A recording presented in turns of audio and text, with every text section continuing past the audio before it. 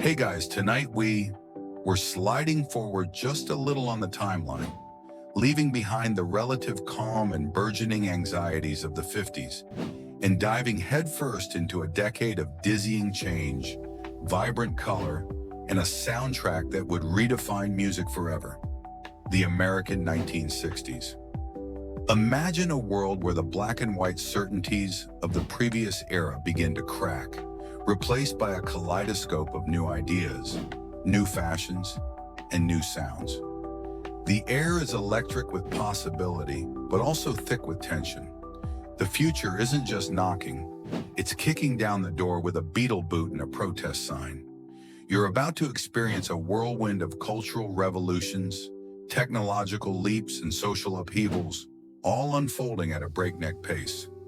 Tonight's reality check: you probably wouldn't survive the sheer, unadulterated volume of it all. The music, the protests, the political rhetoric, the sheer force of change. It's an auditory and sensory assault that would leave your 21st century sensibilities reeling. So before you get comfortable, take a moment to like the video and subscribe, but only if you genuinely enjoy what I do here.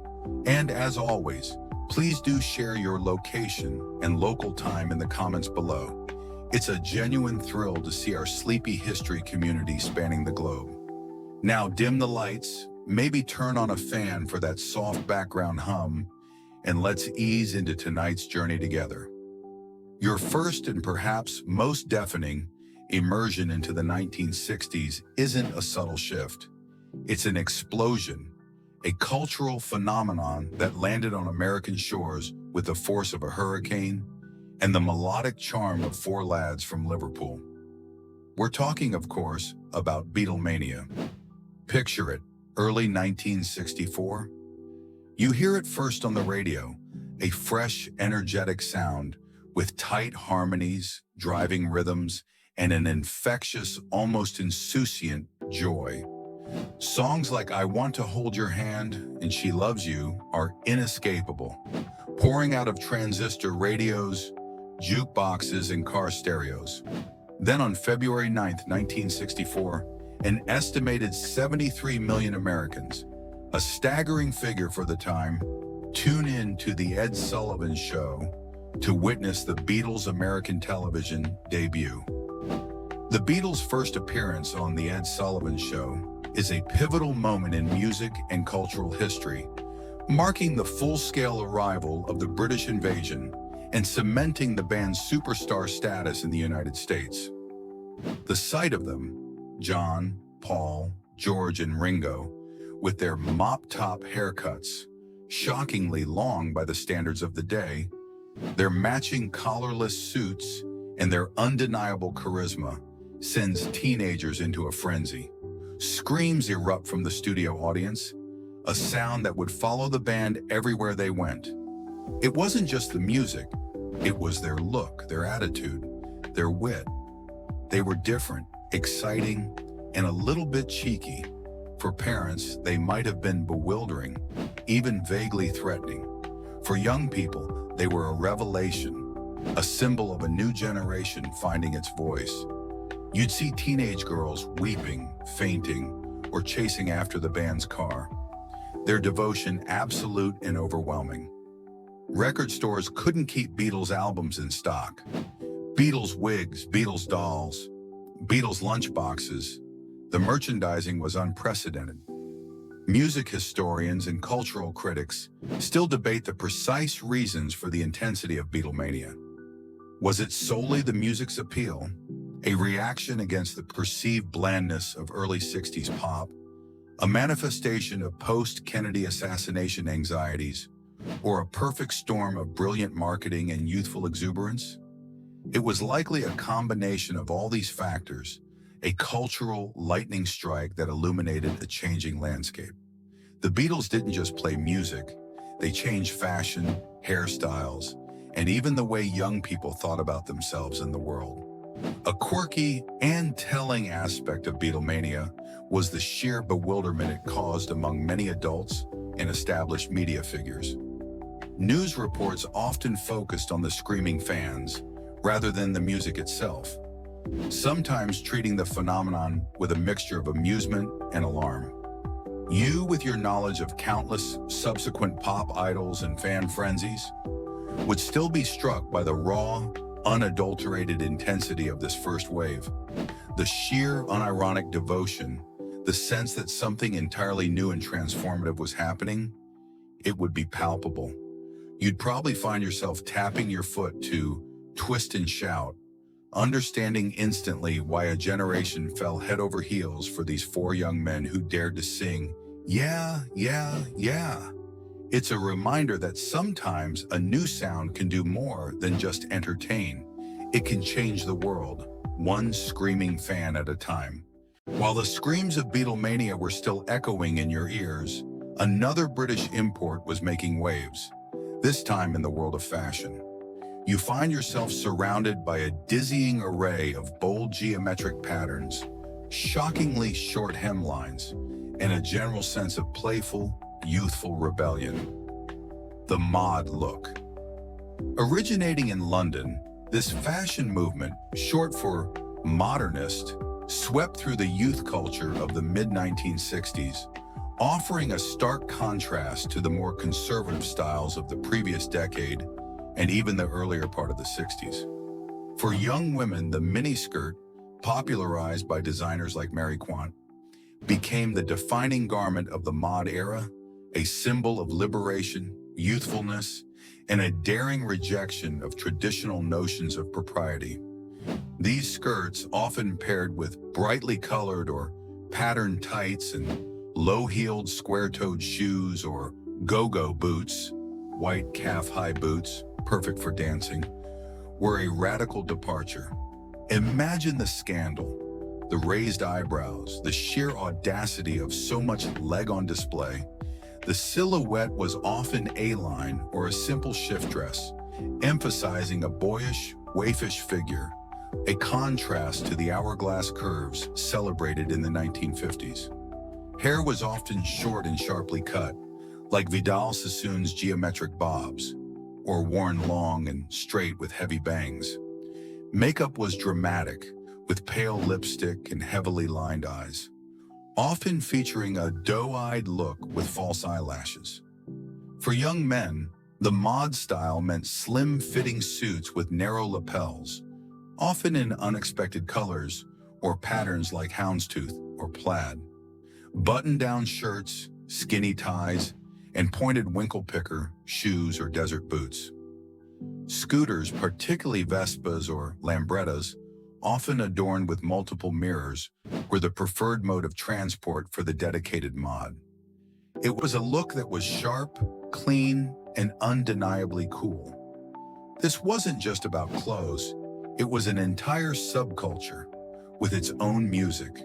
Bands like The Who and The Kinks were mod favorites. Its own slang and its own attitude. It was about being modern, forward-thinking, and impeccably stylish. Department stores and boutiques quickly picked up on the trend, making mod fashions accessible, if sometimes in a diluted form, to a wider audience. Fashion historians still debate the extent to which the mod movement was a genuine expression of working-class youth culture versus a style quickly co-opted and commercialized by the fashion industry. Was it a grassroots rebellion or just another trend to be marketed? A quirky and visually striking element of mod fashion was the use of bold graphic patterns. Op art, optical art, prints, stripes, polka dots, and color blocking. Think black and white checkerboards or dresses with large contrasting circles. It was a look designed to be noticed, to make a statement. You, perhaps accustomed to a more eclectic or understated fashion landscape, would be struck by the sheer commitment to a specific aesthetic.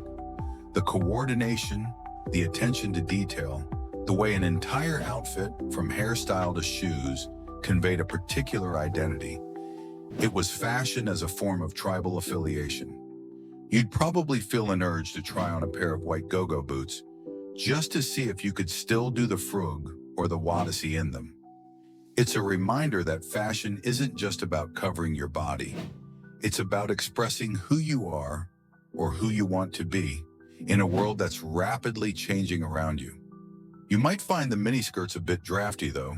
As the bold fashions of the mod era were making a visual statement, a much smaller, more personal revolution was taking place in the auditory landscape, fitting snugly into pockets and purses across America: the transistor radio. While radios had been household fixtures for decades, the development and mass production of inexpensive portable transistor radios in the late 1950s and early 1960s truly democratized music listening, especially for young people. Suddenly, you weren't tethered to the bulky living room console or the family car radio to hear your favorite tunes. You could take your music with you, to the beach, to school, discreetly of course, to your bedroom, anywhere. This little plastic box, often powered by a single 9-volt battery, represented a new kind of freedom and personal expression. Imagine yourself as a teenager in the early 1960s, finally saving up enough allowance money or earnings from a paper route to buy your very own transistor radio. It might be a simple no-frills model, perhaps in a bright color like turquoise or red, with a small, tinny-sounding speaker and a single earphone for more private listening, though private was a relative term, as the sound often leaked out.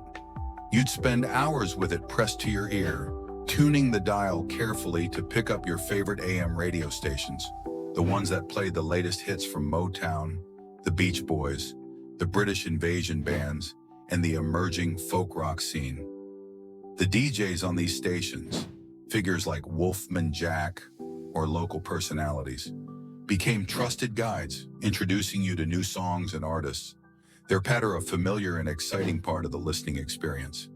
This was your personal soundtrack, curated not by an algorithm, but by the serendipity of the airwaves and the choices of influential DJs. This portability had a profound impact on youth culture. Music became an even more integral part of daily life, a constant companion.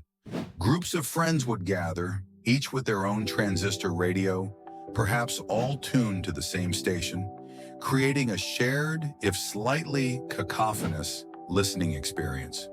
It fueled conversations, influenced fashion, and provided a common bond. Media scholars often point to the rise of the transistor radio as a key factor in the fragmentation of media consumption and the empowerment of youth audiences, allowing them to cultivate their own distinct musical tastes away from parental control. It was a small device, but it had a big impact on autonomy.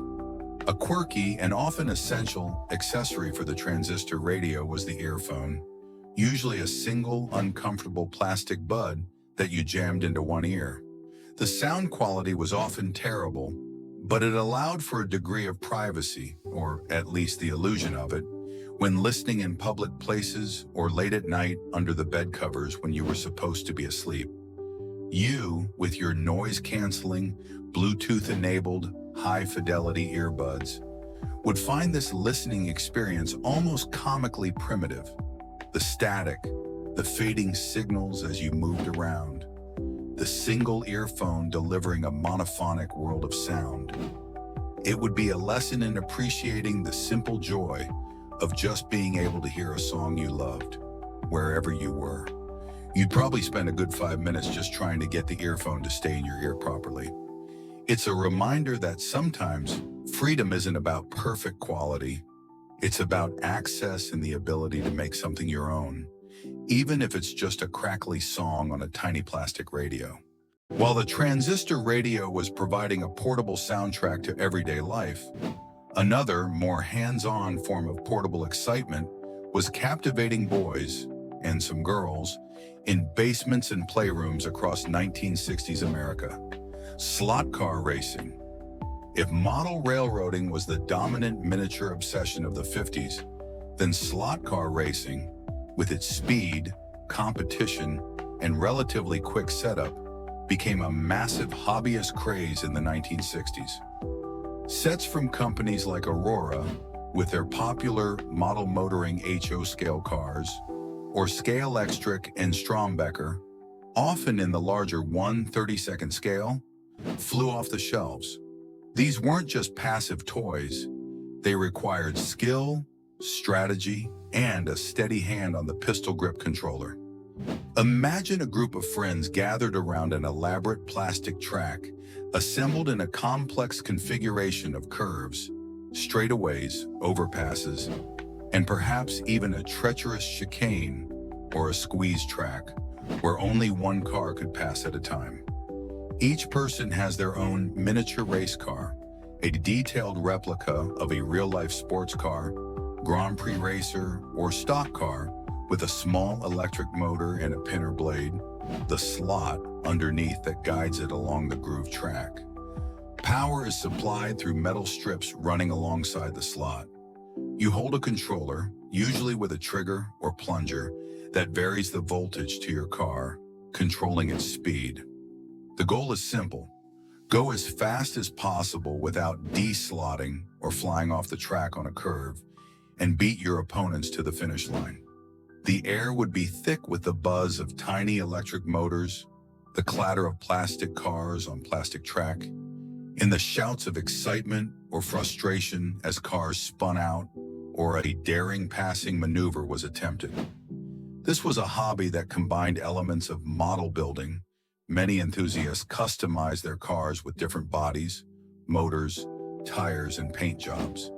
Technical understanding, learning about gears, electricity, and aerodynamics, and intense head-to-head competition.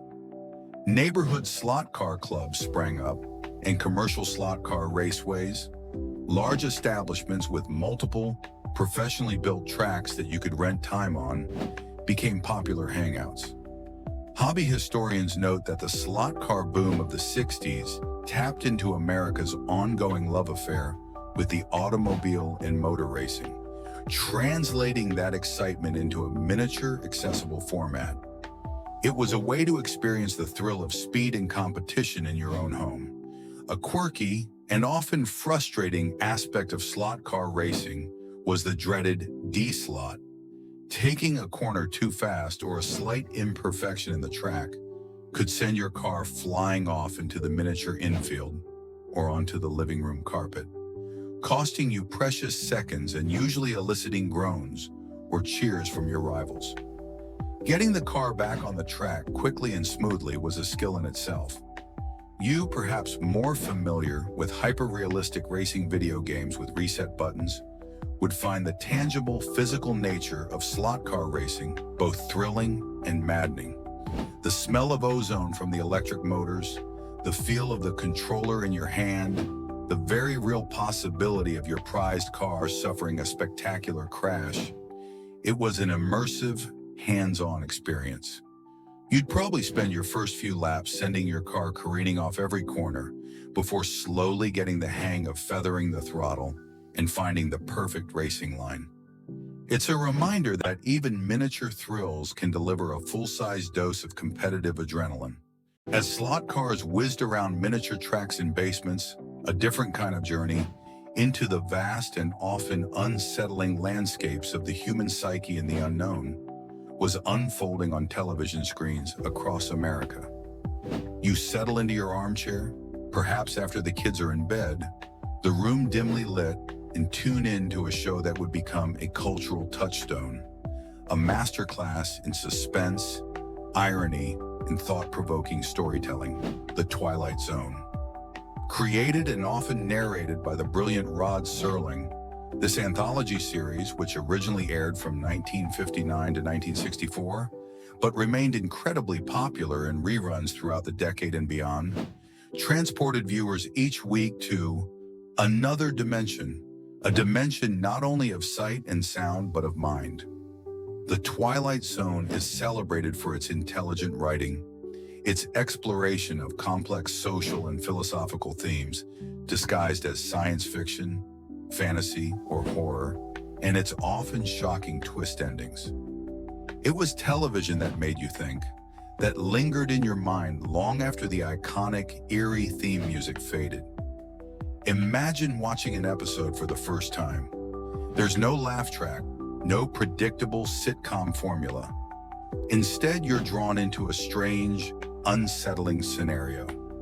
A man who finds he's the last person on Earth, a woman terrified of a gremlin on the wing of an airplane, a group of astronauts who make a horrifying discovery on a distant planet, or a neighborhood that descends into paranoia and violence when the power goes out. The stories often dealt with themes of conformity, prejudice, war, death, and the nature of reality itself, all wrapped in a compelling narrative package. Rod Serling's distinctive cigarette-in-hand introductions and closing narrations, delivered with a calm, knowing gravity, framed each tale, offering a moral or a chilling observation. The black and white cinematography, often stark and atmospheric, added to the show's unsettling power. This was not escapist fare in the usual sense. While often fantastical, the stories frequently held up a mirror to contemporary anxieties and societal flaws. It was challenging, sometimes disturbing, but always memorable. Television critics and scholars praised The Twilight Zone for its groundbreaking approach to storytelling on television, elevating the medium beyond mere entertainment and proving that it could tackle serious, adult themes with intelligence and artistry. It influenced countless writers and filmmakers and remains a benchmark for quality genre television. A quirky and often debated aspect of the show was its ability to be both deeply unsettling and strangely comforting. While the stories could be terrifying, there was also a sense of intellectual engagement, a feeling that you were watching something smart and meaningful.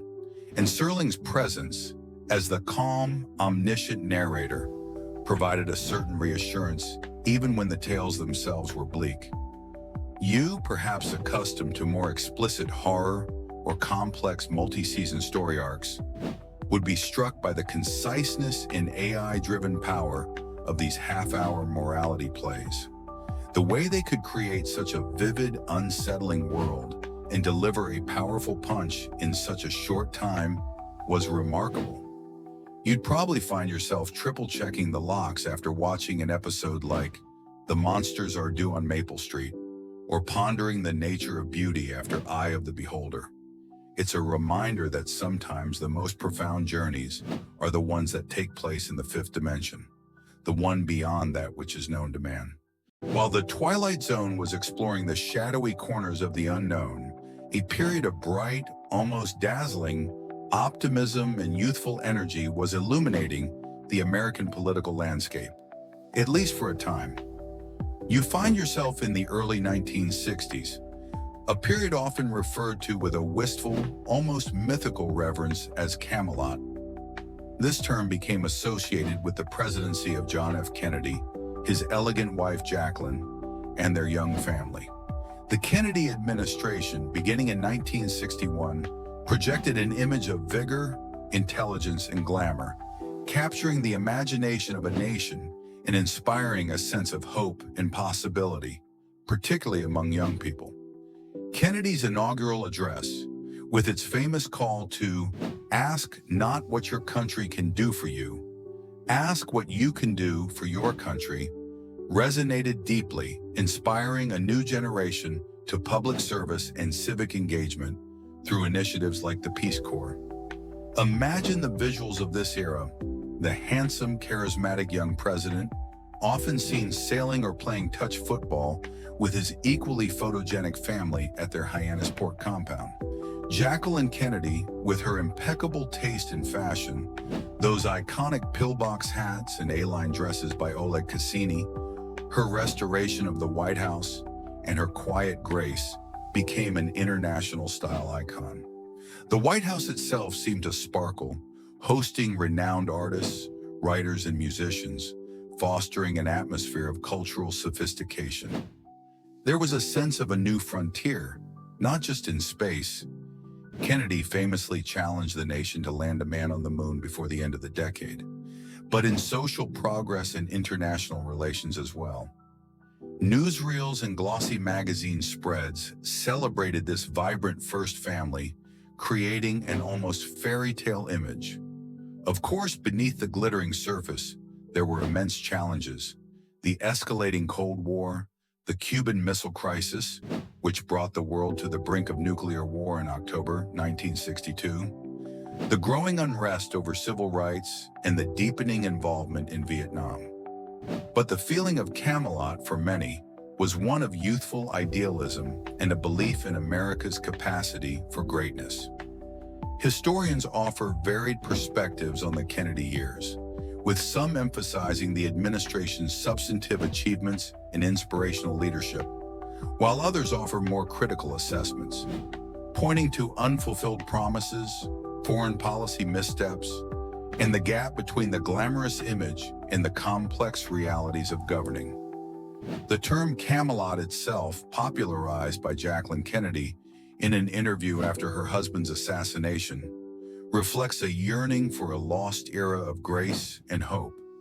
A quirky and rather charming aspect of the Kennedy White House was the presence of their young children, Caroline and John Jr., often affectionately called John. Images of the children playing in the Oval Office or peeking out from under the president's desk humanized the presidency and captivated the public. These were moments of relatable family life played out on the world stage. You, with your knowledge of the tragic end to this era on November 22, 1963, would experience this period of optimism with a profound sense of poignancy. The youthful energy, the soaring rhetoric, the sense of boundless possibility, all would be tinged with an inescapable sadness. You'd probably find yourself captivated by the news footage, by the speeches, by the sheer charisma of this young leader. Understanding why a nation was so enthralled and why his loss was felt so deeply, it's a reminder that history is not just a collection of dates and facts, but a tapestry of human hopes, dreams, and AI-driven tragedies. As the idealized image of Camelot captured the nation's hopes, another far more urgent and often painful narrative was unfolding in living rooms across America, broadcast in stark black and white on the nightly news: the civil rights movement. Throughout the 1960s, the struggle for racial equality and an end to segregation moved from the periphery to the forefront of national consciousness, driven by the courage and determination of activists, the moral force of leaders like Martin Luther King Jr., and the undeniable power of television to bring the realities of the struggle into American homes. The nightly network news broadcasts, with anchors like Walter Cronkite, Huntley, and Brinkley, became a primary source of information for many Americans, and their coverage of civil rights demonstrations, sit-ins, freedom rides, and violent resistance played a crucial role in shaping public opinion and galvanizing support for change. Imagine your 1960s family gathered around the television set after dinner, watching images that were often shocking and deeply disturbing. Peaceful protesters being met with police dogs and fire hoses in Birmingham, Alabama. The bravery of young students integrating segregated schools in the face of angry mobs. The massive March on Washington for Jobs and Freedom in 1963, where Dr. King delivered his iconic "I Have a Dream" speech. These weren't distant events happening in a vacuum. They were unfolding in American cities and towns, and television made them immediate and visceral. For many white Americans, particularly those outside the South, these broadcasts were an education, a confrontation with a reality they may have previously ignored or misunderstood. For Black Americans, it was a validation of their struggle and a way to see their fight mirrored and amplified on a national stage. The coverage wasn't always perfect or unbiased, but the sheer act of witnessing these events, the dignity of the protesters, the brutality of the resistance, had a profound impact.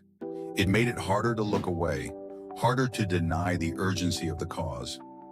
Civil rights historians and media analysts continue to study the complex relationship between the civil rights movement and television news, examining how media coverage both aided and sometimes complicated the struggle for equality. Did television accurately portray the complexities of the movement, or did it sometimes focus on sensationalism?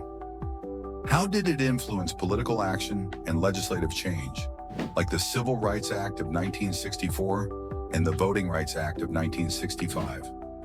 A quirky yet powerful aspect of this televised history was the way certain images became instantly iconic, seared into the collective memory of the nation. The grainy footage of the Edmund Pettus Bridge on Bloody Sunday in Selma, Alabama, the stoic faces of the Little Rock Nine, the sea of humanity at the March on Washington. These images transcended the news reports and became symbols of a pivotal era. You, watching these events unfold with the benefit of historical hindsight, would feel a complex mix of emotions: admiration for the courage of the activists, anger at the injustice, and perhaps a sense of shame at the slowness of progress. You'd realize that the boring history being made in these moments was anything but. It was raw, it was dangerous, and it was profoundly important. It's a reminder that the flickering images on a small black and white screen can sometimes have the power to change the course of a nation, one living room at a time. While the nation was grappling with momentous social and political changes, a different kind of evolution was happening in the toy boxes of young girls across America. Led by a certain fashion doll with an ever-expanding wardrobe and an increasingly ambitious resume, Barbie. Introduced at the very end of the 1950s, 1959 to be precise, Barbie Millicent Roberts, with her adult figure and sophisticated fashions, truly came into her own in the 1960s, becoming a cultural phenomenon and a lightning rod for both admiration and controversy. She wasn't just a baby doll to be mothered, she was a teenage fashion model, and as the decade progressed, she took on a variety of careers, from nurse and flight attendant to ballerina, and eventually even astronaut, though her space debut was a bit later. And of course, in 1961, she got a boyfriend, the ever-agreeable, perpetually supportive Ken Carson. Imagine a young girl in the 1960s, her Barbie doll collection her most prized possession. She wouldn't just have one Barbie, she'd have several, perhaps with different hairstyles. The early Barbies had ponytails. Later came the bubble cut and other styles. And the clothes. Oh, the tiny, exquisitely detailed outfits, each with its own name and occasion. Solo in the spotlight, enchanted evening, career girl. There were miniature shoes, hats, purses, gloves, and even tiny jewelry. Playing with Barbie was often about fashion, about creating narratives of glamour, romance, and aspiration. She had her own dream house, initially made of cardboard, later more elaborate plastic structures. Her own car, a sporty Austin Healey perhaps, and a whole circle of friends like Midge and Skipper, Barbie's little sister. It was an entire miniature world, fueled by imagination and the allure of a sophisticated, independent lifestyle. The popularity of Barbie was astounding. She dominated the doll market and became a powerful brand, but she also sparked debate. Feminist critics, particularly later in the decade and beyond, would raise concerns about Barbie's unrealistic body proportions and the emphasis on fashion and appearance, arguing that she promoted a narrow and potentially damaging ideal of femininity. Was Barbie an empowering figure, showing girls they could be anything? Or was she reinforcing traditional gender roles and consumerist values?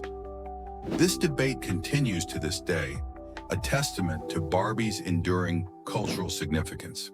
A quirky and often overlooked aspect of the early Barbie universe was the sheer number of tiny, easily lost accessories. Those miniature high heels, the almost microscopic buttons, the tiny sunglasses. Keeping a Barbie ensemble intact was a challenge. Many a 1960s mother probably spent hours searching under furniture for a missing Barbie shoe. You, perhaps having played with Barbies yourself, or knowing someone who did, would be struck by the combination of innocent play and sophisticated aspiration that Barbie represented. The attention to detail in her outfits, the way she embodied a certain kind of idealized American femininity, the sheer marketing genius behind her ever-expanding world. It was a potent mix.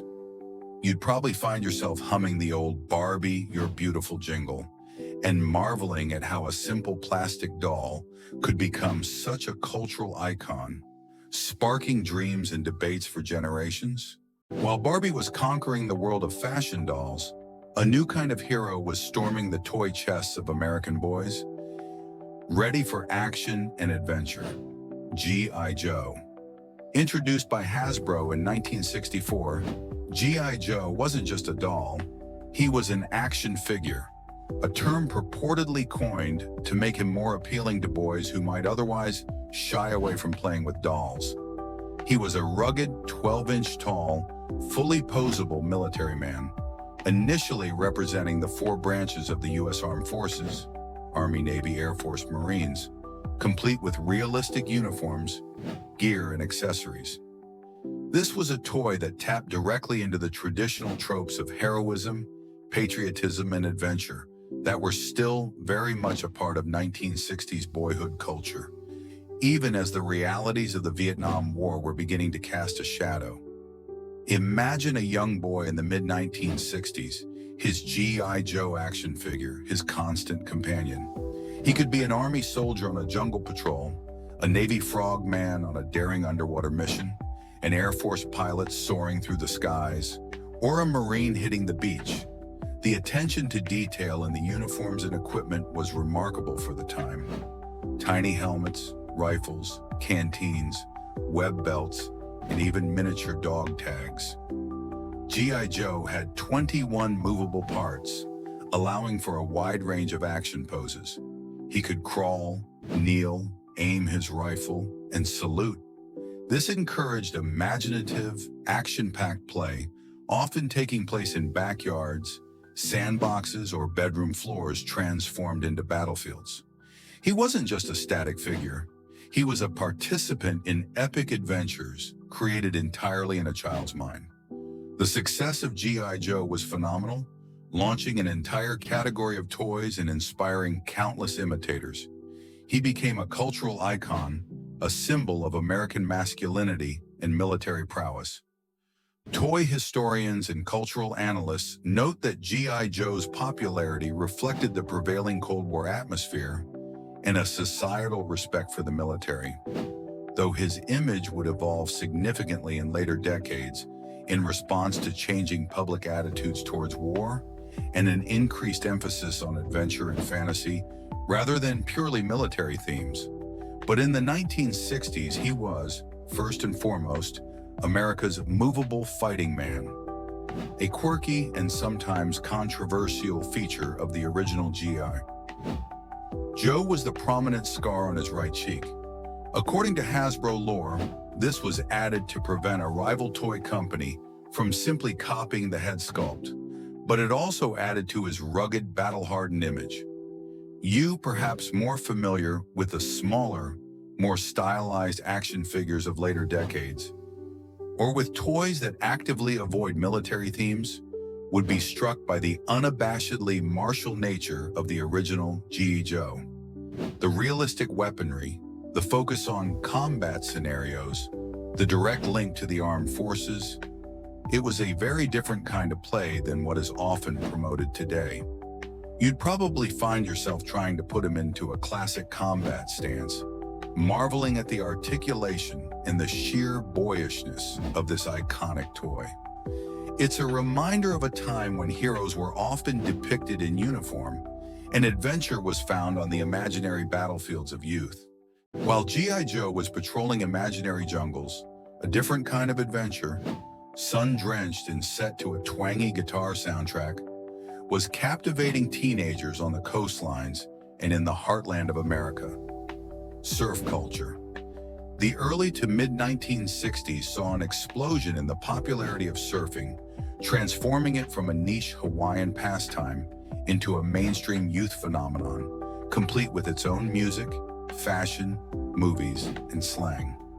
The rise of surf music, pioneered by artists like Dick Dale, with his reverb-drenched guitar playing, mimicking the sound of crashing waves. The Beach Boys' Jan and Dean and the Ventures provided the quintessential soundtrack to this burgeoning subculture, celebrating sun, sand, surf, and cars. Songs about catching a wave, surfing USA, and Little Deuce Coupes filled the airwaves and fueled the dreams of landlocked kids everywhere. Imagine yourself as a teenager, maybe not even living near an ocean, but completely caught up in the allure of surf culture. You'd listen to surf rock on your transistor radio, trying to emulate the hairstyles, sun-bleached if possible, and the fashion. Pendleton shirts worn over white t-shirts, hang 10 corduroy shorts or white Levi's, and bare feet or Converse sneakers. You'd learn the lingo, gnarly, stoked, wipeout. Even if you'd never touched a surfboard, you could still be a ho-dad, a non-surfer who hangs out at the beach, or a greaser, more of a rock and roll, car culture type, often seen as rivals to the clean-cut surfers. And a key part of the surf lifestyle, or at least the image of it, was the iconic Woody wagon. These station wagons, often older models from the 40s or early 50s, with distinctive wooden side panels, were perfect for hauling longboards and friends to the beach. They became a symbol of carefree adventure and the search for the perfect wave. Hollywood quickly capitalized on the trend with a string of beach party movies, often starring Frankie Avalon and Annette Funicello. Films like Beach Blanket Bingo and Gidget presented a sanitized, fun-loving version of surf culture, filled with surfing, dancing, romance, and comical misunderstandings. While perhaps not high art, these films further popularized the lifestyle and the look. Cultural historians note that the rise of surf culture in the early 60s reflected a post-war affluence that allowed for more leisure time, a fascination with California as a kind of promised land, and a youthful desire for freedom and escape. It was an optimistic, sun-kissed counterpoint to some of the more serious anxieties of the decade. A quirky and often debated aspect of surf culture was its perceived exclusivity and localism. Real surfers could be territorial about their home breaks, and there was often a hierarchy between experienced locals and newcomers, or kooks. Despite the carefree image, there was a serious dedication to the sport and its unwritten rules. You, perhaps imagining a gentle paddle in calm waters, would be surprised by the athleticism, skill, and courage required to ride a powerful ocean wave on a heavy, unwieldy longboard. Fiberglass boards were becoming more common, but many still used older, heavier designs. You'd probably find yourself humming Surfin' Safari, picturing a convoy of Woody wagons loaded with surfboards heading down the Pacific Coast Highway, chasing an endless summer. It's a reminder of a time when a simple sport could inspire an entire subculture, complete with its own music, fashion, and a sun-bleached, saltwater-tinged dream of freedom. While surf music was providing a vibrant, twangy soundtrack to youthful adventures, a more subtle, but equally significant transformation was slowly beginning to unfold in American living rooms. The gradual, magical transition from black and white to color television. Though color TV technology had been available since the mid-1950s, sets were initially prohibitively expensive, and color programming was scarce. However, throughout the 1960s, prices began to come down, more shows started being broadcast in color, and the allure of seeing the world in vibrant hues on your TV screen became increasingly irresistible. For many families, getting their first color television set was a major event, a significant investment, and a gateway to a whole new viewing experience.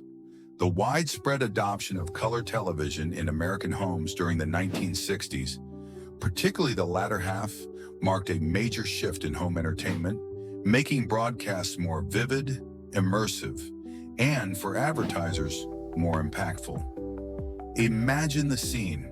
Your family has finally decided to take the plunge and buy a color TV. It's a big, bulky piece of furniture, perhaps a console model with a screen that seems enormous compared to your old black and white set. The salesman might have emphasized the living color or true-to-life picture. After it's delivered and set up, a process in itself, the whole family gathers around for the inaugural viewing. The first time you see a familiar show, or even just a commercial, burst onto the screen in full color, the brilliant plumage of the NBC Peacock logo unfurling, the dazzling costumes on Bonanza, one of the first primetime shows to be broadcast entirely in color, or the vibrant landscapes in a nature documentary. It would be a breathtaking moment. It was like seeing the world anew, a layer of richness and detail suddenly revealed. The transition was gradual. For much of the early 60s, many programs were still in black and white. And even when color broadcasts became more common, not everyone owned a color set. You might go over to a neighbor's house, the one family on the block who had a color TV, to watch a special event or a favorite show, marveling at the difference. Adjusting the color on these early sets could also be a bit tricky, often involving fiddling with tint and hue knobs to get the skin tones to look somewhat natural and avoid green faces or purple skies.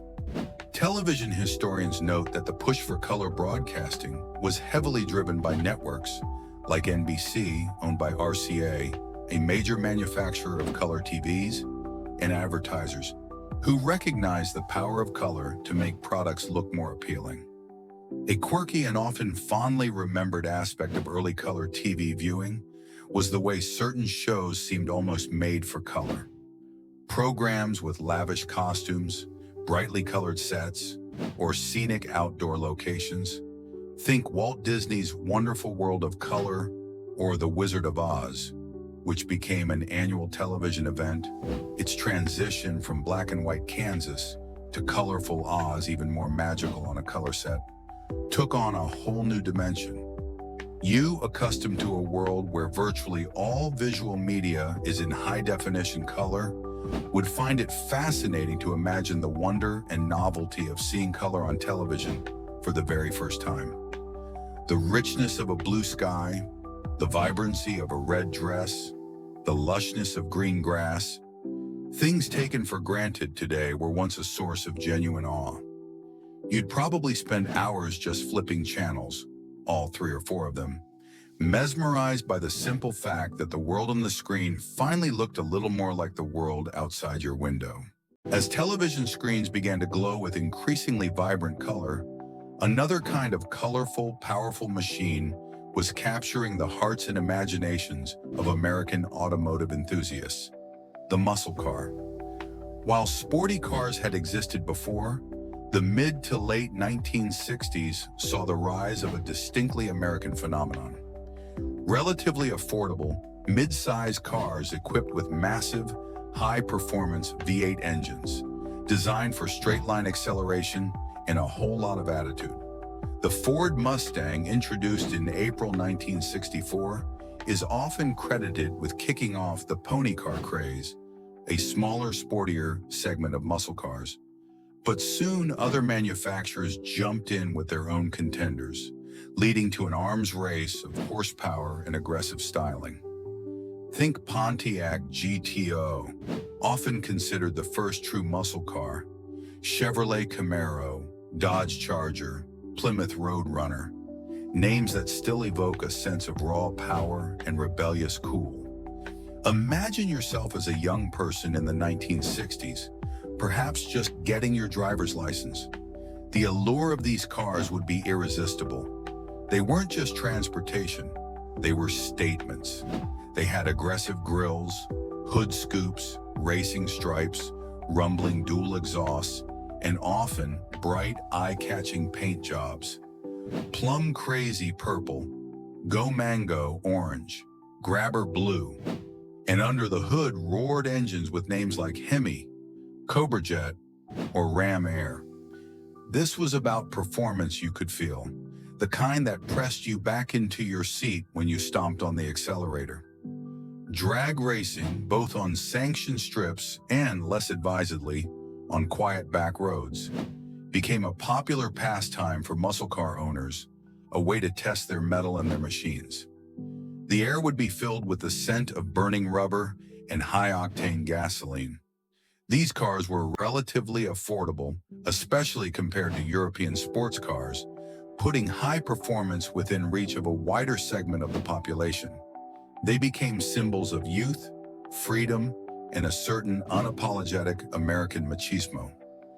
Automotive historians view the muscle car era of the 1960s as a unique confluence of factors: powerful V8 engine technology, a strong economy, a youthful demographic bulge, and relatively cheap gasoline. It was a golden age for horsepower before concerns about fuel economy, emissions, and safety would begin to reign in the excess. A quirky and often very loud aspect of muscle car culture was the emphasis on a distinctive exhaust note. A deep, rumbling idle and a thundering roar under acceleration were highly prized. Owners would often install aftermarket exhaust systems to enhance this auditory signature.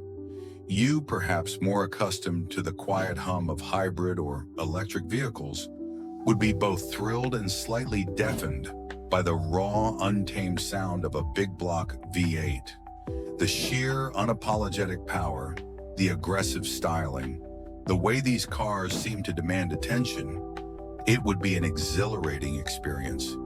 You'd probably find yourself cruising down an imaginary main street on a Saturday night, feeling the rumble of the engine, with the windows down and rock and roll blasting from the AM radio.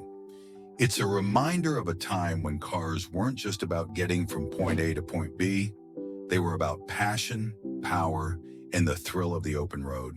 While muscle cars were roaring down Main Street, a quieter, more intimate form of visual storytelling was unfolding in living rooms across America, preserving precious family memories one flickering frame at a time. The 8mm home movie. In an era long before smartphones made everyone a videographer, 8mm film cameras, relatively affordable and easy to use, allowed families to capture their own moving pictures. Birthdays, holidays, vacations, a baby's first steps, creating a personal, visual record of their lives. These silent, often slightly shaky films, projected onto a portable screen or a bare wall in a darkened room, became a cherished form of family entertainment and a priceless archive of memories. Imagine the ritual. Dad, or occasionally Mom, would be the designated cinematographer, wielding the boxy 8mm camera, carefully framing shots and trying to remember to wind the spring-driven mechanism, early models, or check the batteries, later ones. Film was expensive, and each reel only held about 3 to 4 minutes of footage, so every shot had to count. There was no instant playback, no delete button. You wouldn't know what you'd captured until the film was sent away to be developed, a process that could take a week or more, and then returned as a small reel of processed film. The anticipation of seeing your movies for the first time was immense. Then came movie night. The projector, a clunky but beloved piece of equipment, would be set up, the screen erected, and the lights dimmed. The whir of the projector, the click-clack of the film advancing through the gate, the bright beam of light hitting the screen. These were the familiar sounds and sights of a home movie screening. And then the images would appear. Grainy, sometimes a bit out of focus, the colors perhaps slightly off, if it was color film, which became more common as the decade progressed. But undeniably your family, your memories frozen in time, and then brought to flickering life. There you are, a gap-toothed kid opening presents on Christmas morning. There's the family vacation to Disneyland or the Grand Canyon. There's grandma waving from the porch. Because the films were silent, sound 8mm cameras came later and were more expensive. The viewing was often accompanied by live narration from the filmmaker or other family members, providing context, identifying people, and sharing anecdotes. "Oh, look, that's when Uncle Harry fell into the punch bowl."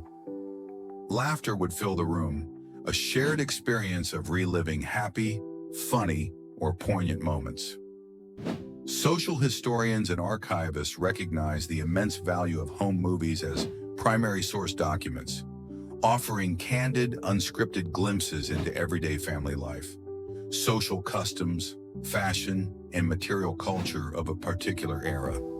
A quirky and often endearing characteristic of many 8mm home movies was the camera awareness of the subjects. As soon as the camera was pointed their way, people would often stop what they were doing, turn, and then wave, sometimes a bit awkwardly. These unscripted waves became a hallmark of the genre. You, accustomed to the ubiquity of video and the polished look of even amateur digital productions, would be charmed by the raw, unvarnished quality of these home movies. The imperfections, the shaky camera work, the occasional overexposure, the way the film would sometimes jump or break, requiring a hasty splicing job, were all part of their unique appeal. You'd probably find yourself smiling at the familiar scenes of family life, realizing that while the technology has changed dramatically, the desire to capture and share precious moments is timeless. It's a reminder that sometimes the most powerful stories are the ones we tell about ourselves, one flickering, silent frame at a time. While 8mm film was capturing moving memories, another photographic innovation was making it easier than ever for everyday Americans to take still pictures, preserving fleeting moments with a simple click and a satisfying thunk. The Kodak Instamatic camera. Introduced by Kodak in 1963, the Instamatic line of cameras revolutionized amateur photography by introducing easy-to-load film cartridges, the 126 film format, eliminating the often fiddly process of threading roll film onto spools in dim light. This, combined with their simple operation and affordable price, made photography accessible to a much wider audience, particularly families and casual snap shooters. Suddenly, almost anyone could take decent pictures without needing to understand f-stops or shutter speeds. Imagine getting your first Instamatic camera, perhaps as a birthday or Christmas gift. It would be a compact, lightweight plastic camera, often with a built-in flash, using disposable flash cubes that rotated after each shot. Another innovation of the era. You'd buy a Kodak film cartridge, pop it into the back of the camera, no fuss, no muss, and you were ready to shoot. The viewfinder was simple, the focus often fixed or with very basic zone focusing. You just pointed, clicked, and then advanced the film with a thumb lever or wheel. It was designed for simplicity, for capturing those spontaneous moments. A family picnic, a school play, a new pet, without the intimidation factor of more complex cameras. The slogan for the Instamatic was "Load in an instant, shoot in a flash," and it lived up to its promise. After you finished a roll, 12 or 20 exposures typically, you'd take the entire cartridge to the drugstore or camera shop for developing. A week or so later, you'd pick up your envelope of glossy prints, often square formatted, a hallmark of the 126 film, and a new set of negatives. The anticipation of seeing how your pictures turned out was a big part of the fun. Sometimes there were delightful surprises. Other times you'd find a blurry shot, a thumb over the lens, or someone with their eyes closed. But even the bad pictures had a certain charm, a record of a moment captured. Photography historians credit the Kodak Instamatic with significantly democratizing photography, leading to a massive increase in the number of pictures taken and a greater visual documentation of everyday life in the 1960s and beyond.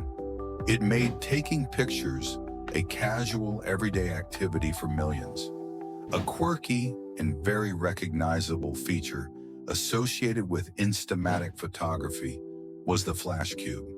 These small, disposable cubes, each containing 4 tiny flash bulbs and reflectors, would plug into the top of the camera.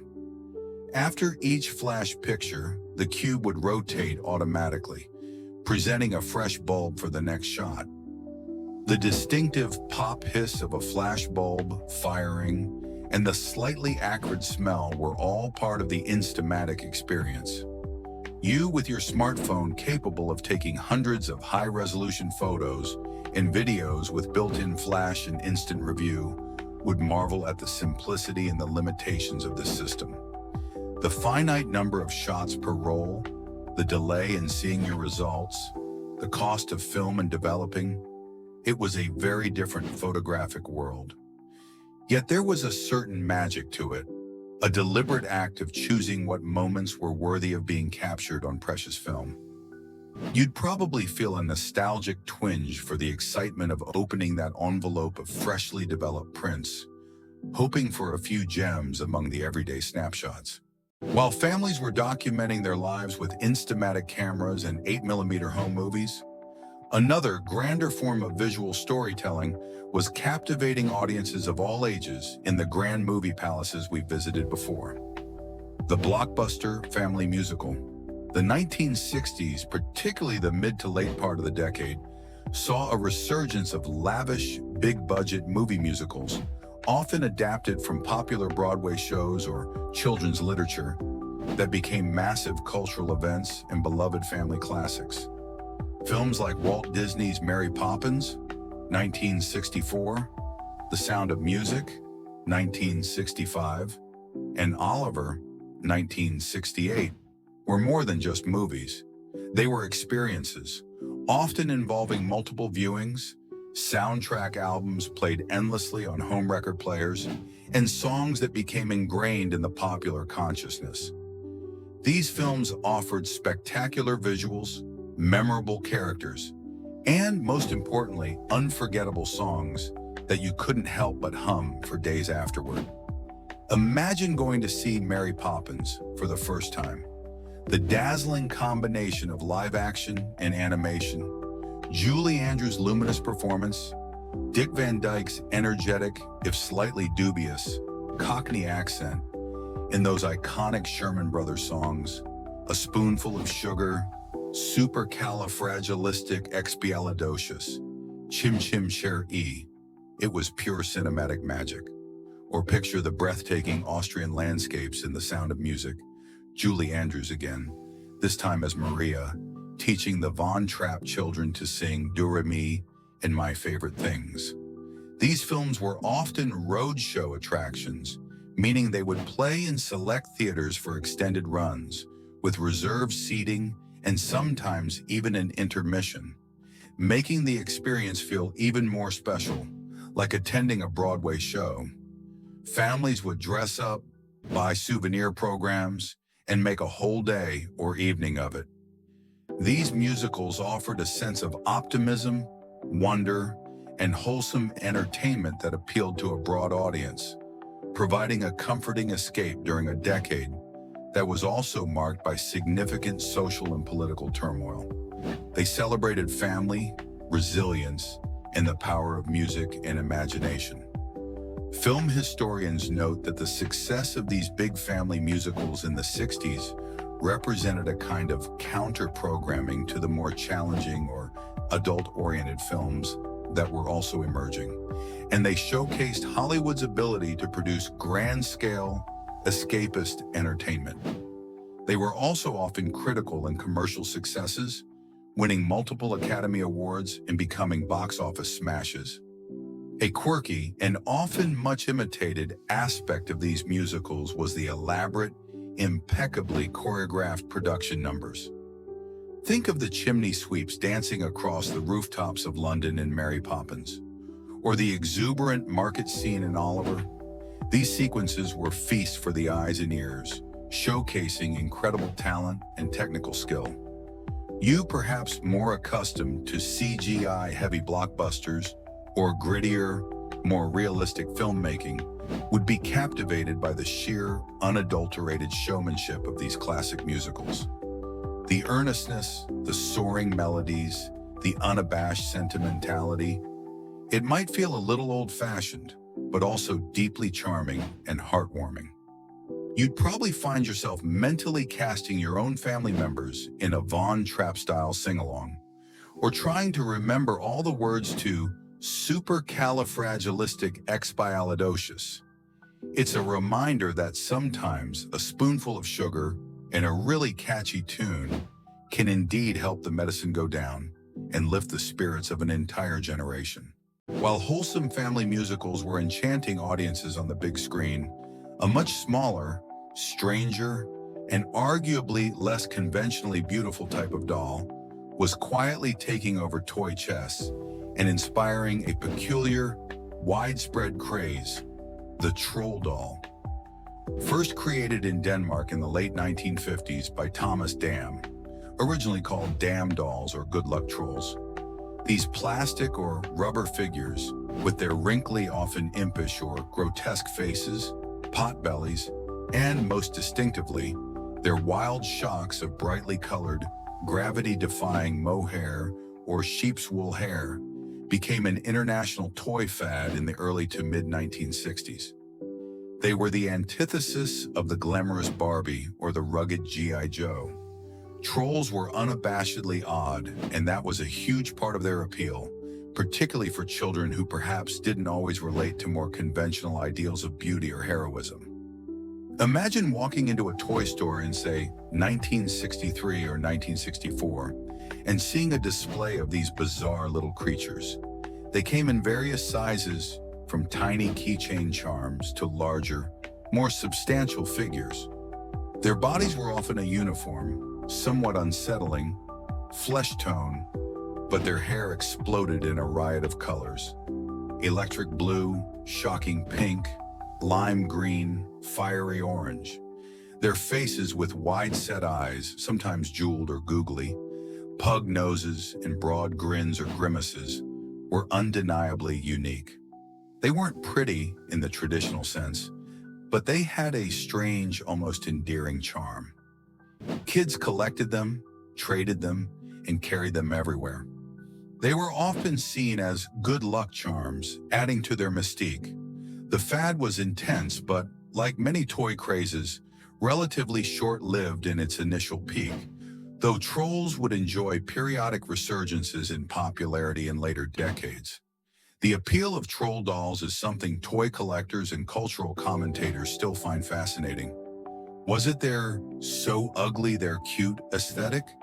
Was it the tactile pleasure of that wild, brushable hair? Or was it simply their novelty and the power of a playground trend? Whatever the reason, they captured the imaginations of millions of children.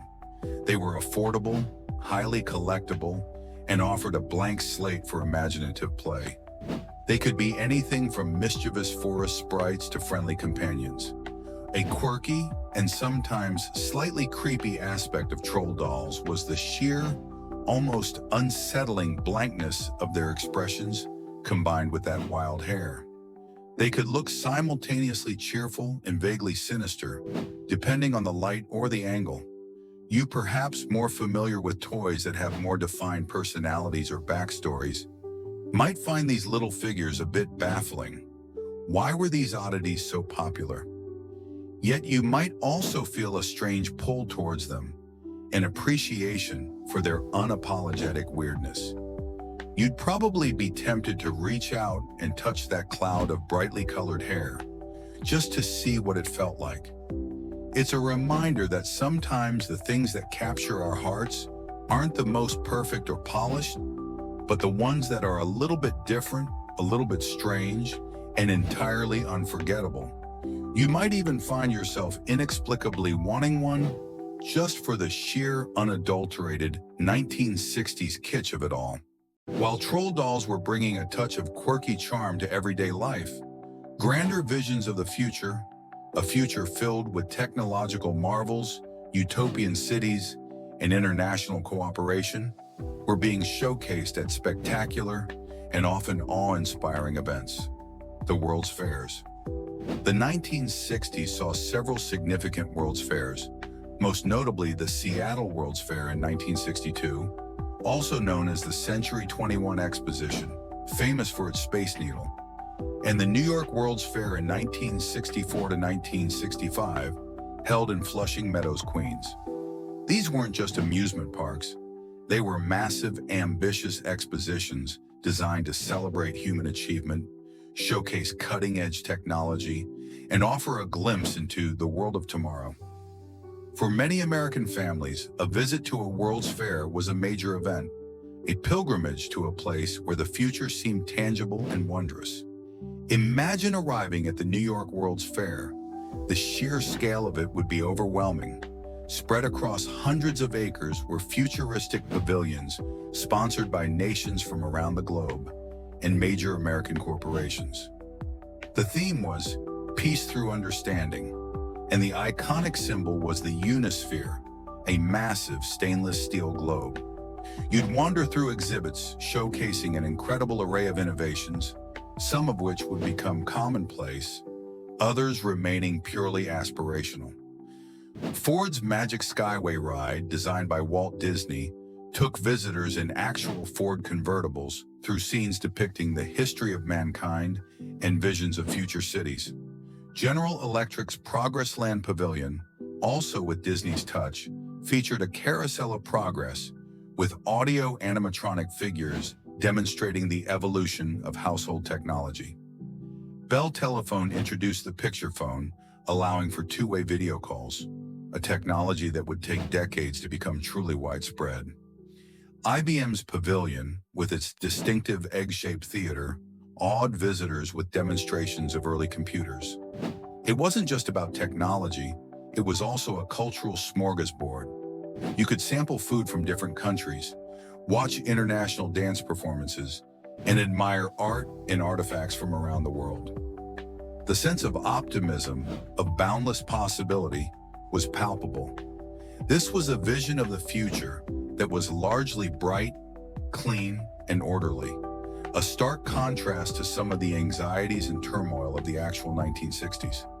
Historians and urban planners often study World's Fairs as snapshots of contemporary attitudes towards technology, progress, and globalization, noting how they reflected both the aspirations and the underlying assumptions of their time. The vision of the future presented at the 1964-65 New York World's Fair, for example, was heavily influenced by corporate modernism and the automobile. A quirky and incredibly popular exhibit at the New York World's Fair was Walt Disney's It's a Small World, sponsored by Pepsi-Cola for the benefit of UNICEF.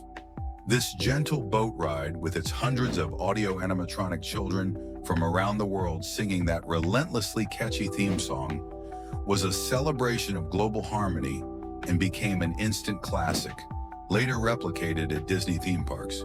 You, perhaps having experienced that very ride and that very song at a Disney park, would find it fascinating to imagine its debut in the context of a World's Fair, a message of unity in a divided world. You'd probably leave the fairgrounds with your head spinning, filled with images of gleaming monorails, talking robots, and cities of the future, feeling like you truly stepped into tomorrow, even if only for a day. It's a reminder that sometimes the grandest dreams are the ones we dare to build, even if only temporarily, for the whole world to see. As the futuristic visions of the World's Fairs were dazzling attendees, a more introspective, acoustic, and often politically charged sound was resonating in coffee houses, on college campuses, and from the speakers of home stereo systems. The American folk music revival. While folk music had always existed, the late 1950s and particularly the early to mid-1960s saw a massive resurgence in its popularity, with a new generation of singer-songwriters and interpreters bringing traditional folk songs and new, socially conscious compositions to a wide audience. This wasn't the slick, polished pop of the hit parade. This was music with a message, often sung with unadorned sincerity, accompanied by an acoustic guitar or banjo. Artists like Joan Baez, Bob Dylan, in his early folk phase, Peter, Paul and Mary, Pete Seeger, and the Kingston Trio became iconic voices of this movement. Imagine yourself in a dimly lit, smoke-filled coffee house in Greenwich Village, or perhaps on a college quad. Someone, maybe a young man with a harmonica rack around his neck and a battered acoustic guitar, or a young woman with a clear, pure voice, is on a small stage, singing songs about civil rights, peace, social justice, or timeless tales of love and loss. The audience is attentive, listening intently to the lyrics, perhaps humming along or joining in on a chorus. There's a sense of community, of shared values, of music as a vehicle for change and connection. Albums by these artists, LPS long-playing records, often with stark artistic covers, became essential listening for a generation, grappling with the complexities of the era. Songs like Blowin' in the Wind, We Shall Overcome, and Where Have All the Flowers Gone became anthems for the civil rights movement and the burgeoning anti-war sentiment. This revival drew heavily on a rich heritage of American folk traditions, Appalachian ballads, blues, spirituals, work songs, but it also produced a wealth of new, original material that spoke directly to contemporary concerns.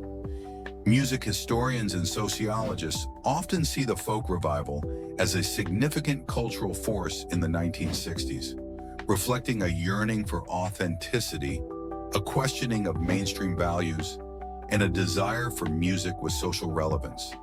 It provided a soundtrack for activism and a forum for discussing important issues.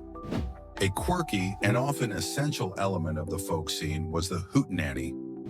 Originally a Scottish term for a celebration or party, in the American folk revival context, it meant an informal gathering where musicians would take turns performing, often inviting audience participation. There was a sense of informality and shared experience that was very different from an AI-driven concert.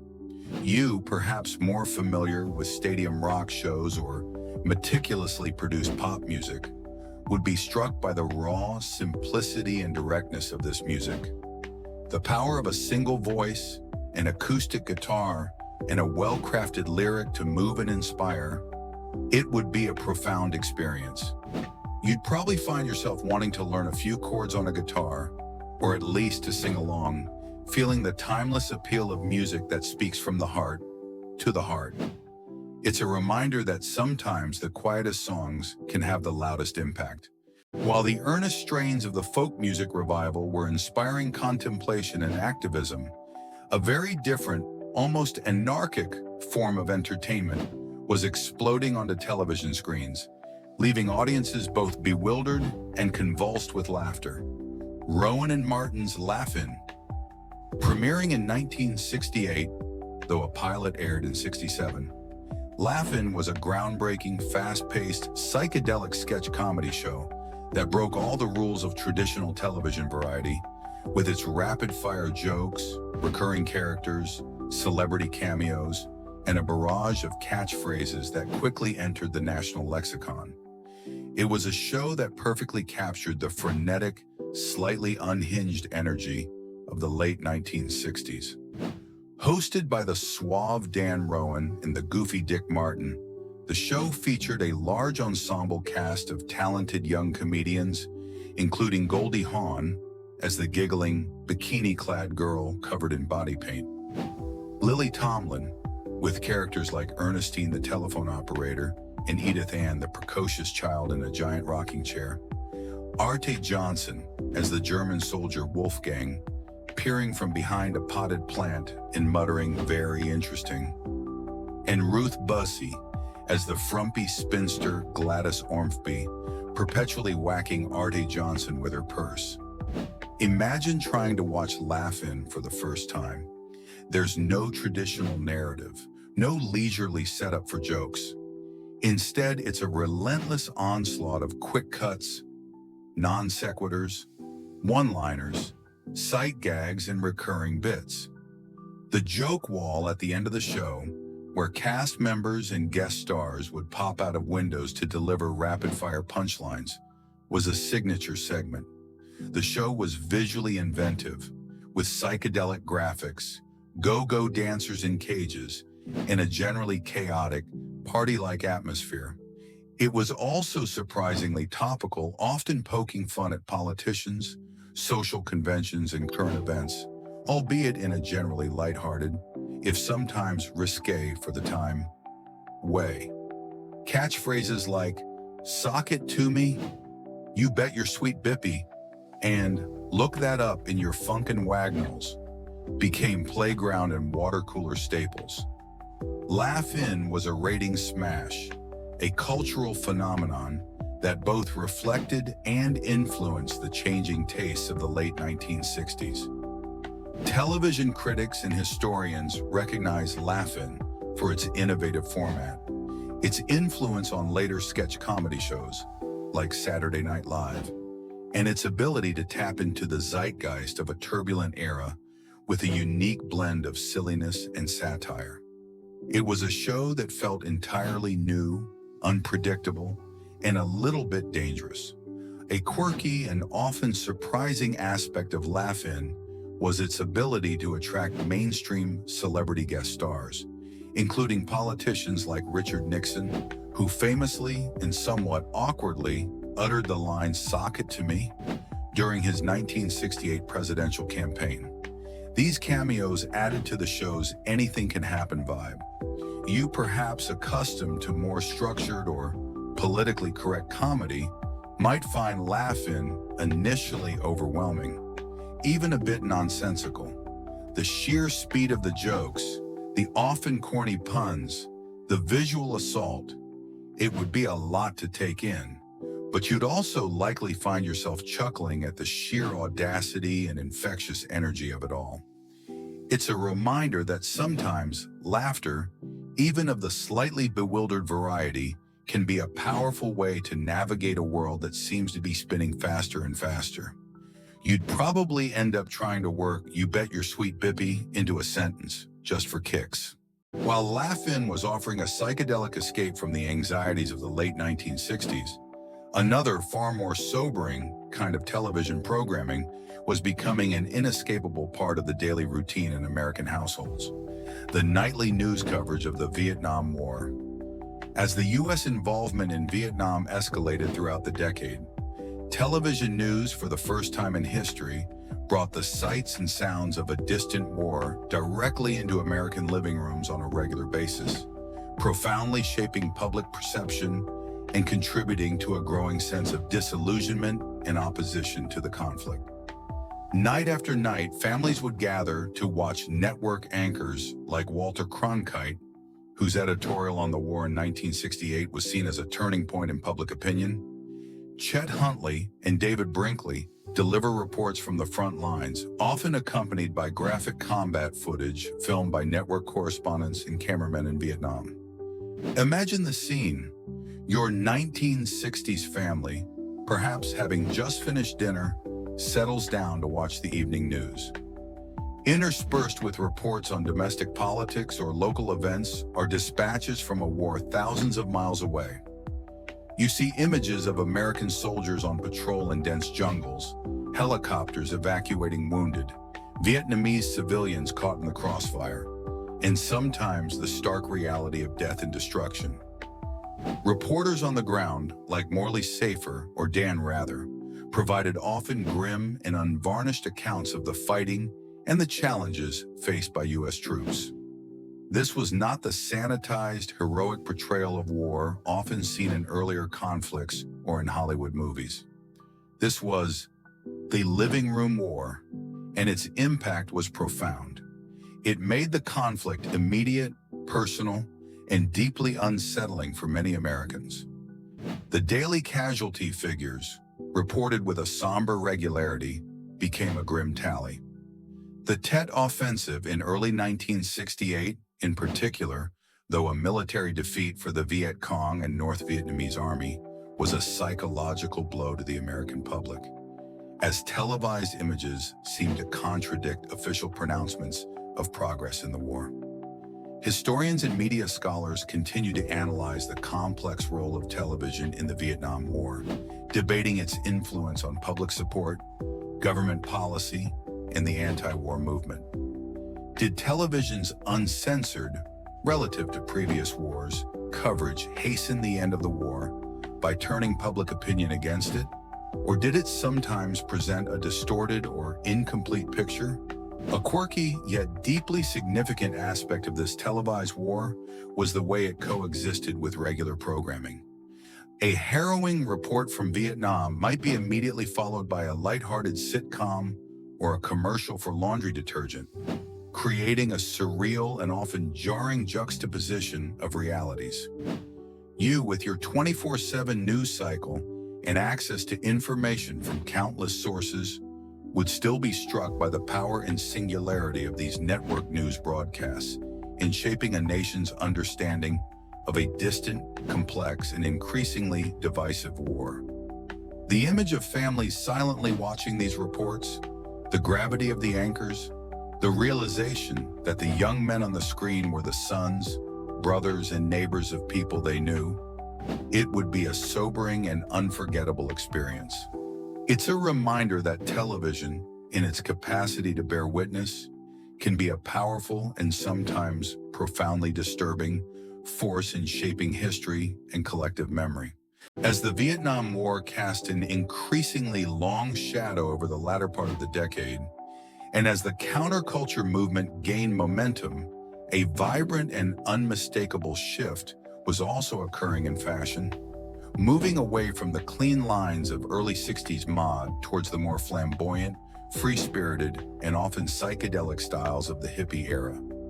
You'd begin to see a profusion of bell-bottom pants, flowing peasant blouses, tie-dyed t-shirts, fringed vests, headbands, love beads, and an explosion of floral patterns and psychedelic prints.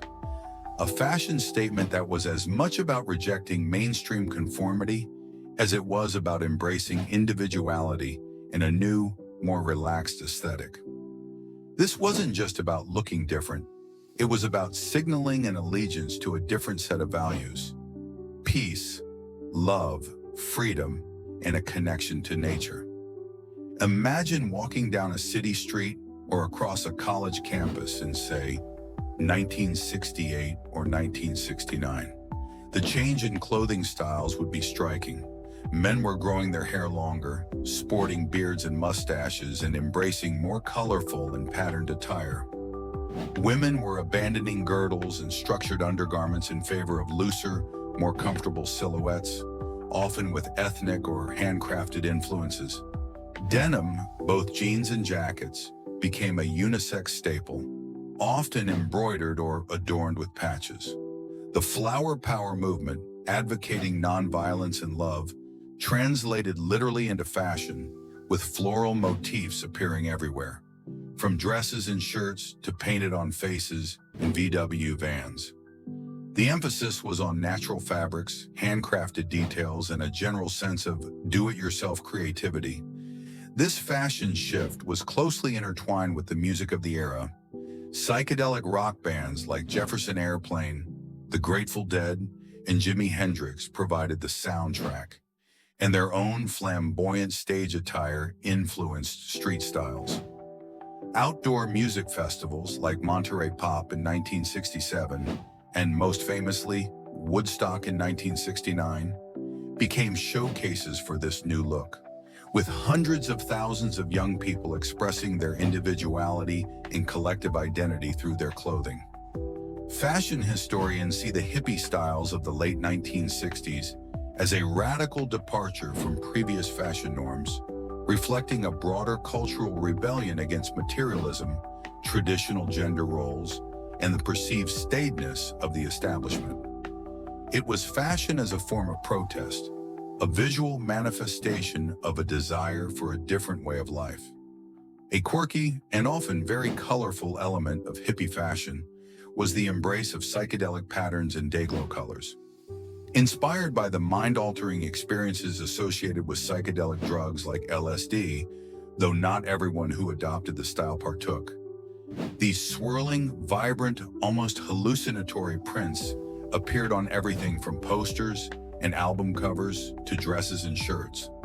They were designed to be visually stimulating, to challenge perception, and to reflect a sense of expanded consciousness.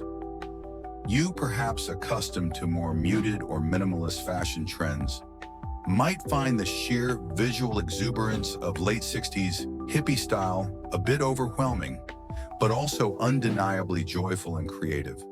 The freedom from convention, the mix and match eclecticism, the way clothing was used to express deeply held beliefs, it would be a fascinating spectacle. You'd probably feel an urge to tie-dye a t-shirt or stick a flower in your hair, just to get a small taste of that revolutionary, sartorial spirit. It's a reminder that sometimes what we wear can be a powerful statement about who we are and the kind of world we want to live in. As the tumultuous, transformative, and utterly unforgettable decade of the 1960s drew to its close, humanity achieved a feat that had been dreamed of for centuries. A moment of shared awe and triumph that transcended earthly divisions, at least for a little while: the first moon landing. On July 20th, 1969, an estimated 650 million people around the world, the largest television audience in history up to that point, watched spellbound as NASA astronauts Neil Armstrong and Edwin Buzz Aldrin became the first human beings to walk on the lunar surface. The Apollo 11 mission, fulfilling President Kennedy's challenge set earlier in the decade, was a monumental technological achievement, a crowning moment for American ingenuity and determination, and a profound turning point in human history. It was a brief, shining moment of unity and wonder in a decade often marked by conflict and division. Imagine yourself like countless others, gathered around a television set, perhaps a slightly fuzzy black and white one, or if you were lucky, one of those newfangled color models. The tension would be unbearable as the lunar module, the Eagle, made its perilous descent to the moon's surface. You'd hear Neil Armstrong's calm, iconic words, "Houston, tranquility base here. The Eagle has landed." A collective sigh of relief, then cheers would erupt. And then, hours later, the even more breathtaking moment. Armstrong descending the ladder, his ghostly white figure appearing on the grainy television image, and his immortal words, "That's one small step for a man, one giant leap for mankind." You'd see him and Aldrin bouncing in the low lunar gravity, planting the American flag, collecting rock samples, their voices crackling across 250,000 miles of space. It was science fiction made real, a dream achieved. The world watched together. For a brief period, the Cold War rivalries, the social unrest, the war in Vietnam, all seemed to recede in the face of this incredible human accomplishment. It was a moment of shared pride, not just for Americans, but for all humanity. Newspapers around the globe blared headlines like, "Man on the Moon?" Children who watched would dream of becoming astronauts. The astronauts themselves, Armstrong, Aldrin, and Michael Collins, who piloted the command module orbiting above, became global heroes. Historians and cultural commentators often cite the moon landing as one of the defining moments of the 20th century, a testament to human ambition, scientific progress, and the power of a shared, audacious goal. It offered a sense of hope and perspective, a reminder of what humanity could achieve when it worked together. A quirky and rather poignant detail of the Apollo 11 mission was the plaque left on the lunar module's descent stage, which read, "Here men from the planet Earth first set foot upon the moon, July 1969 AD. We came in peace for all mankind." A simple message, yet profoundly hopeful. You, knowing all that has transpired since, the further space explorations, the challenges still facing humanity, would still feel an undeniable thrill watching those historic images. The grainy footage, the crackling audio, the sheer audacity of it all. It would be a deeply moving experience. You'd probably find yourself looking up at the moon that night with a completely new sense of wonder, knowing that human footprints were now on its dusty surface, It's a reminder that even in the most turbulent of times, humanity is capable of reaching for the stars, and sometimes even touching them. The roar of Beatlemania, the bold lines of mod fashion, the personal soundtrack of the transistor radio, the whir of slot cars, the unsettling truths of the Twilight Zone, the brief glow of Camelot, the televised struggle for civil rights, Barbie's ever-expanding world, G.I. Joe's call to action, the sun-kissed allure of surf culture, the dawning magic of color TV, the raw power of muscle cars, the flickering memories of 8mm home movies, the click of the Instamatic, the soaring songs of family musicals, the quirky charm of troll dolls, the futuristic visions of the World's Fair, the heartfelt strains of the folk revival, the chaotic genius of Laugh-In, the grim realities of Vietnam on the nightly news, the flowing freedom of hippie attire, and finally those giant leaps on the lunar surface. These are the vibrant, often contradictory, and utterly unforgettable threads of the 1960s. As these vivid images and potent sounds begin to recede, like the final feedback from Jimi Hendrix's guitar or the last crackle from a lunar transmission, allow the sheer energy and transformative spirit of this decade to gently settle around you.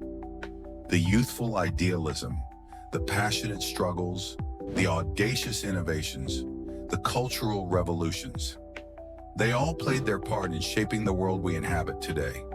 The need for constant, immediate engagement can give way to a sense of reflective calm, a moment to appreciate the sheer velocity of change that marked those 10 tumultuous years. Let the memory of those first televised steps on the moon inspire a sense of boundless possibility. Let the echoes of protest songs remind you of the power of a collective voice, and let the joyful chaos of Laugh-In bring a smile to your face as you drift towards sleep. The anxieties of that era, the Cold War, the fight for equality, the divisions over war, have softened with time, their sharp edges smoothed by history, allowing you to rest in the knowledge of battles fought and progress made, however imperfectly. There are no more air raid sirens to heed, no more news reports to dread, only the peaceful stillness of your own time and space. The 1960s, a decade that roared and whispered, that dreamed and despaired, has shared its incredible story. Now allow yourself to be carried away on a gentle tide of memory into a deep, restorative, and profoundly peaceful sleep. Sweet dreams.